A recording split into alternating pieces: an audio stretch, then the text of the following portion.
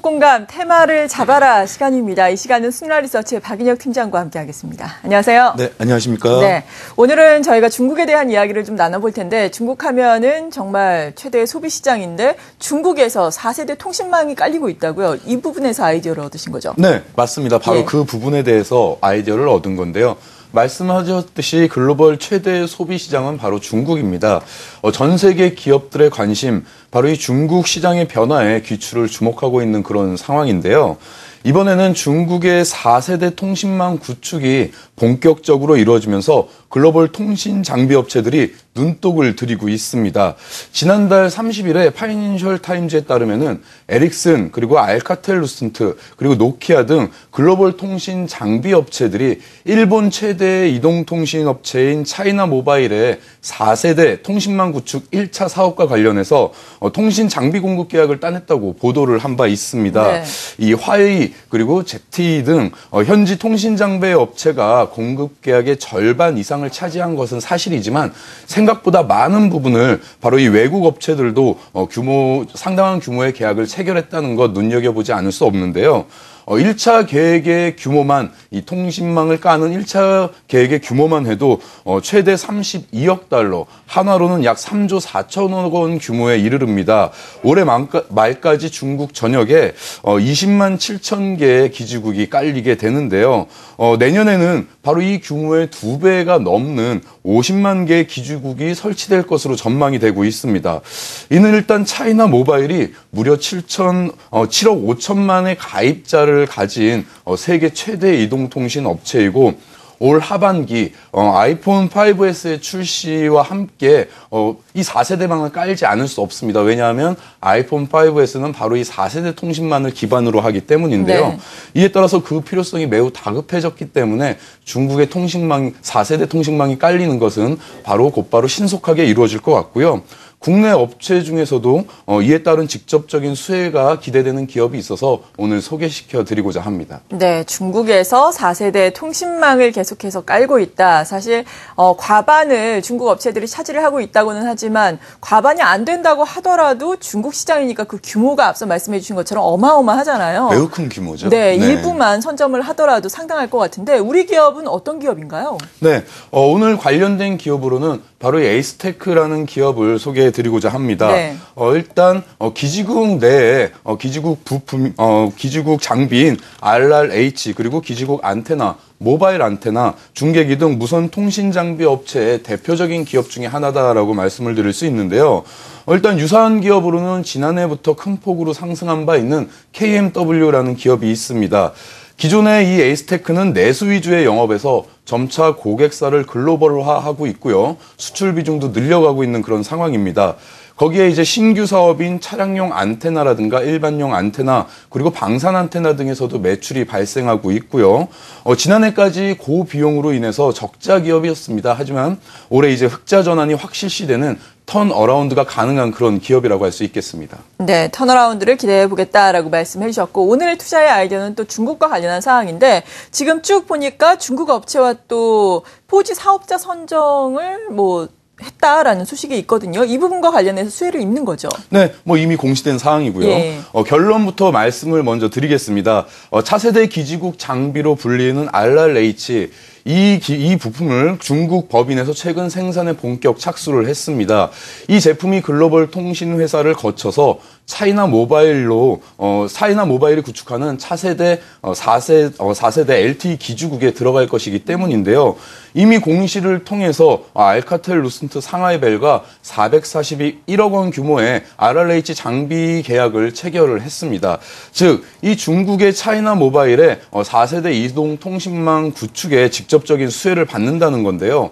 무선 통신 기지국에는 이 필요한 데이터를 골라 수신하는 무선 부분과 그리고 데이터를 해독하는 제어 부분, 이 두 가지로 나뉩니다. 여기서 이제 무선 부분만 따로 분리한 것이 바로 RRH인데요. 용어가 생소하시기 때문에 굉장히 조금 어렵게 느끼실 수도 있는데 바로 이 무선을 수신하는 그런 부품이 기계라고 보시면 됩니다. 이 장치는 기지국이 처리하는 데이터 용량을 늘릴 수 있고요. 하지만 여기에 비해서 투자 비용은 줄일 수 있는 두 마리 토끼를 모두 잡은 그런 장비입니다. 따라서 4세대 통신의 핵심 부품으로 분류가 되고 있는데요. 에이스테크는 올해 드디어 RRH에 800억 가량의 매출을 달성할 것으로 전망이 됩니다. 차이나 모바일뿐만 아니라 이 러시아 이동통신 사업자에도 이미 공급을 확정한 상태인데요. 또한 미래창조과학부가 추진 중인 바로 이 LTE 주파수 할당에도 또 이슈가 될 수 있고요. 또한 4이동통신, 요즘엔 조금 주춤하지만 4이동통신 출범할 수밖에 없는 상황입니다. 여기서 이제 와이브로의 시대는 지나갔죠. 바로 이 LTE 방식으로 심혈을 기울이고 있어서요. 이 분야 정책 수혜도 가능한 상황이고요. 따라서 이제 지난 2년간의 부진을 좀 털고 올해부터는 실적도 흑자 전환하는 등 턴어라운드의 원년이 될 전망입니다.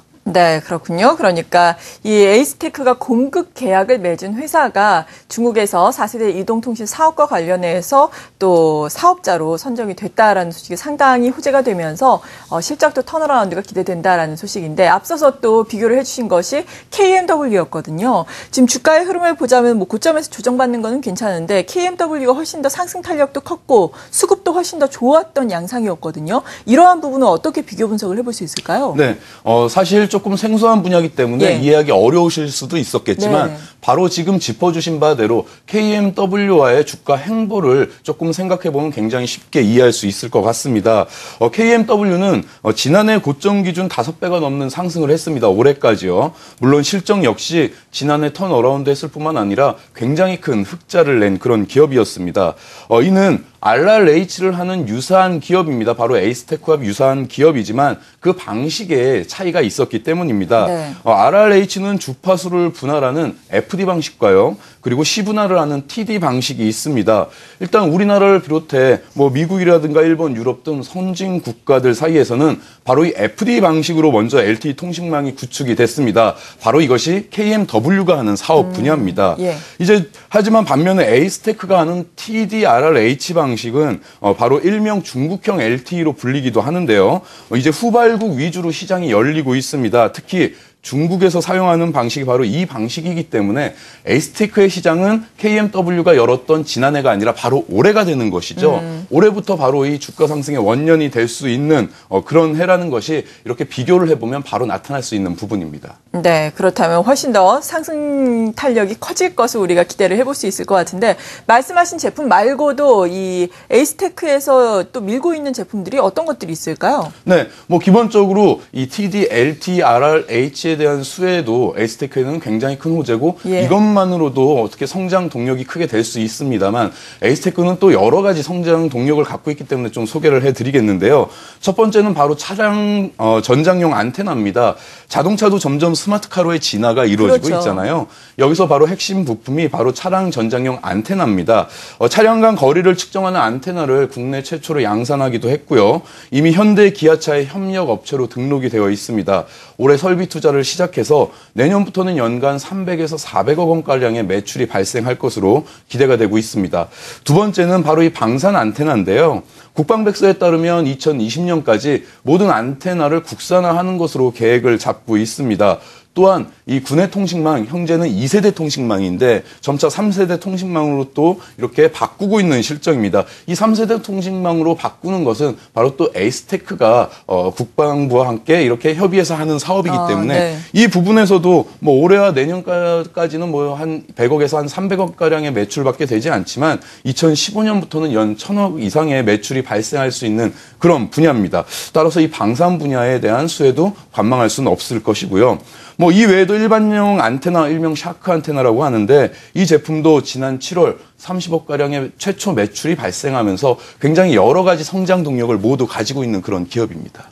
네, 그렇군요. 3분기 실적 시즌이 또 곧 시작이 되는데 앞서서 실적 턴어라운드의 원년이 될 것이다라고 말씀해 주셨잖아요. 그렇다면 구체적으로 실적이 어느 정도나 좋아질 수 있겠습니까? 네, 뭐 중요한 부분이죠. 올해 예. 실적 턴어라운드. 일단 올해 턴어라운드 한다는 부분을 주목을 해봐야 됩니다. 올해 에이스테크는 연결 가이던스는 아직 제시하고 있지 않지만 개별 가이던스로서는 매출액 2,570억 원 그리고 영업이익 120억 원으로 흑자 전환을 예고하고 있습니다. 네.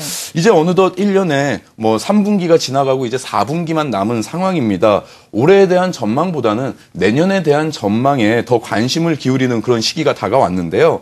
내년 에이스테크는 중국의 이 4세대 통신망 구축에 직접적인 수혜를 입으면서 큰 폭의 성장을 할 것으로 보입니다. 더불어 여기에 차량 전장용 안테나와 바로 군 통신망 교체 수혜 등 국방 사업의 수혜까지 어우러지면서 몇 단계 업그레이드가 될 것 같은데요. 지금 에이스테크의 홈페이지에 들어가 보시면 대규모 인사 채용 공시가 나와 있습니다. 네. 보통 기업이 대규모 인재를 채용할 때는 뭐 그만큼 사업에 대한 자신감이 있고 그리고 실적에 대한 확신이 있을 때, 즉 가장 호황일 때, 그리고 앞으로 호황이 전망될 때 하기 마련입니다. 이렇게 대규모 인사 채용이 있다는 것도 회사가 자신 있다라고 하는 자신감의 표현일 것 같고요. 따라서 목표 주가는 전고점 부근인 8,000원으로 볼 수 있겠고요. 장기적으로는 이보다 더 큰 폭의 상승도 예고할 수 있고 구조적인 성장을 통해서 꾸준히 성장할 수 있는 그런 기업입니다. 네, 세세한 부분까지 잘 분석을 해주셨습니다. 현재가가 4,980원, 거의 5,000원이 육박하고 있는데 한 8,000원까지 목표가를 가져가도 좋겠다라고 말씀해 주셨고요. 오늘 이 시간 이렇게 에이스테크에 대해서 도움 말씀 들어봤습니다. 함께 해주신 분은 스누라리서치의 박인혁 팀장이었습니다. 고맙습니다. 감사합니다.